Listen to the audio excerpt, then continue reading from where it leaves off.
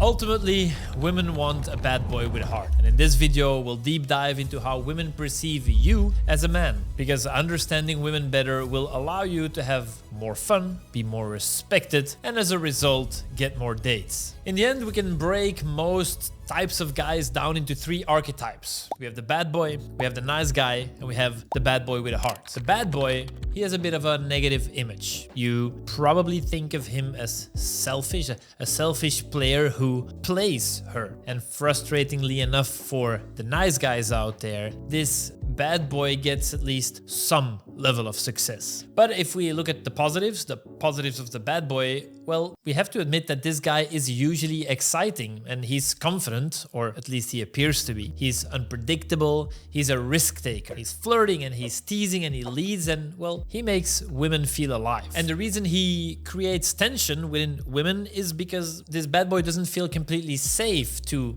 these women. And that edge is what makes her pulls go up, that makes things exciting. Now, the downside to that whole thing is that usually the bad boy is inconsistent. He can thrill, but he lacks the feeling of comfort and a feeling of safety. He doesn't give that long-term security. But this whole risk-taking side to him is the main difference between a bad boy and a nice guy. Things like extreme sports, interacting with his environment, and honestly being a complete retard, that's bad boy energy. And in a little bit further down the video, I'm going to show you some Instagram examples of this bad boy vibe. But honestly, what's most attractive about this archetype is that women will notice that this type of guy is someone who's willing to bet on himself. Physically, socially, and emotionally. On the other side of the spectrum, we have the infamous nice guys. These guys are usually dependable, they're safe, they're predictable. They prioritize comforting her and thinking stuff like, I'll make my move later. But here's the thing, nice guys in general avoid risk. They avoid tension, creating tension. They're not really pushing the envelope. They honestly just don't flirt boldly or don't flirt at all. If we're being honest, they don't flirt at all. And all said and done, nice guys are perceived as boring. They're playing things safe. They are the opposite of the bad boy. They're not taking risks. But, and nice guys out there, please remember this, a man who never risks rejection is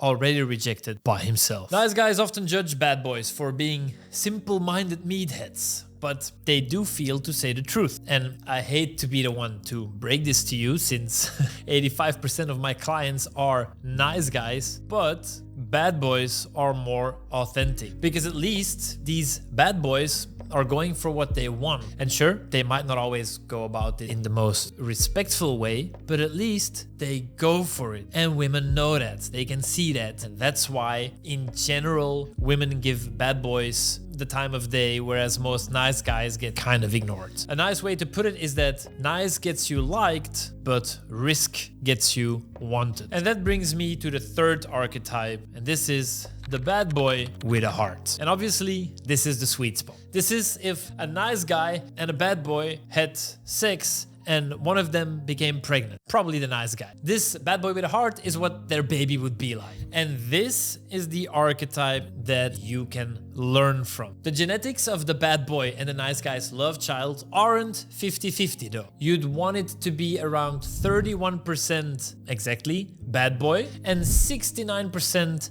nice guy. Why 31%? Why not 50-50? Well, because 31%, or 30 for being less childish, that's enough edge to keep her excited, while the 70% nice guy gives her trust and safety. If you have too much of the bad boy energy, then she's going to feel unsure, she's probably gonna feel like she's not being taken seriously, and all those type of problems. But if you have too much of that nice guy energy, more than 70, then she's not going to feel attracted, full stop. She's probably gonna feel bored. If you combine the two, the bad boy with a heart, he is taking risks and he's flirting, but he's also protecting and connecting and showing his soft side. And I could talk about this for a whole bunch more, but honestly, the easiest way to give you a visual idea of both sides of the spectrum is through some of my Instagram content. The nice guy, or the hard side, he would show things like a lovely sunset, a wholesome dinner prep with friends. Aw, what a beautiful butterfly. Oh my god, kittens! And the bad boy, he might show a little alcohol and nice company, or paying a $26 bill in coins only. He might be hanging under a bridge with one arm. Maybe he's jumping off a cliff in shark-infested waters. Or he might even be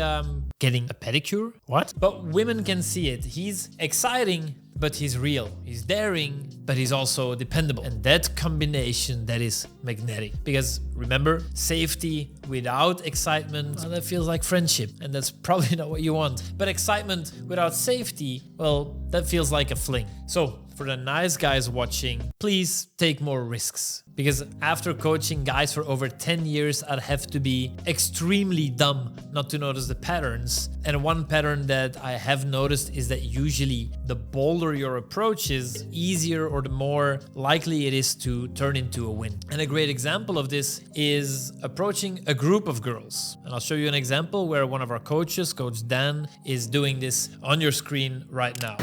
Excuse me. Hi. Hi. Are you British? Yes, yes. Yeah, I figured. I feel put quite on the spot, but yeah, there's just something I think is very cute about you. I feel nervous as hell to say that. And I was like, yeah, I'll just go talk to you. Why not? Oh, that's so sweet. Thank you. Yeah, why not? What's your name? My name is Yeah. Daniel. Nice to meet you. Oh, I love your accents. This is the best. Where are you Daniel. Daniel. Where are you from? From your little party island called Amsterdam. Oh my god! I love Amsterdam. I'll put my Instagram in your phone Okay, because fine. I don't We have have to mine. go, so that's fine. Exactly, I see it. I know it. Thank you for letting me distract your friends.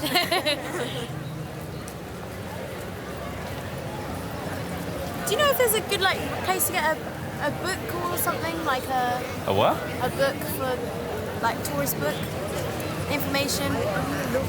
Nah. Just there's this invention called the internet.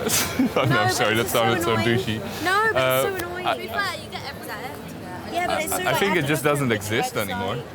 Nah, I have no clue. I use just Google Maps for everything. I don't know. What do you want to know? I know about. Go find that courtyard. Yeah, it's that way. I think. Well, it's not. Yeah, let's go right. Come on. Nice to meet you, Daniel. Oh, yeah. Likewise. Nice likewise. to meet you, Daniel. Enjoy your stay. Okay, now you can see my eyes as well. See you. Nice to meet you. Much love. Maybe we'll have a drink. Also, see you in London when I'm there.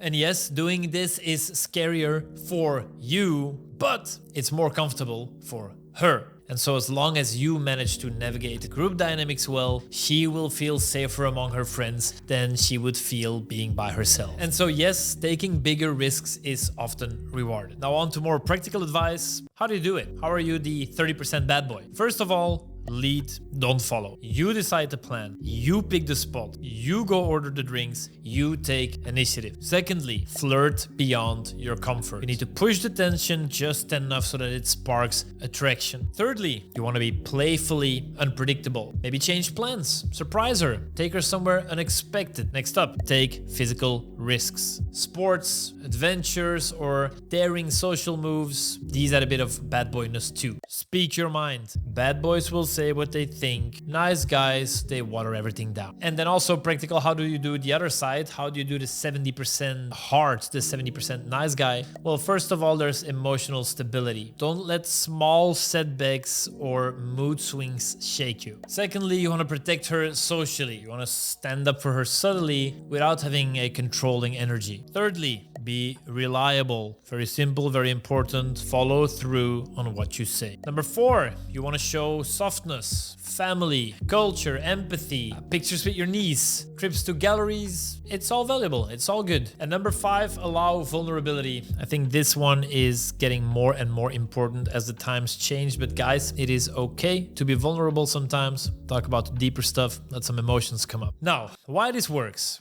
Well, first of all, you need to realize that attraction isn't just about the first 2 weeks. It's about who you are over months and months and maybe even years. So I would suggest you start with the 30% bad boy part to create excitement, and then over time you gradually reveal more and more of that 70% hard side to add the trust and the connection to the attraction. That's how you're going to maintain long-term attraction. Most guys, honestly, from experience I can tell, most guys overcorrect and they go 100% nice guy because they're scared of looking like a player. They're just scared, period. And that's exactly why they fail. Now, you might be nowhere near that extreme, so please don't overthink it. But please learn the bad boy skills. Flirt and take risks and lead, and then combine them with your probably already existing nice guy traits. That's your power move. Then you become the bad boy with a heart. And also please remember, people think that, oh, to be a bad boy you need to be dangerous. No, you don't. You just need to have some courage. Because ultimately women want a bad boy with a heart.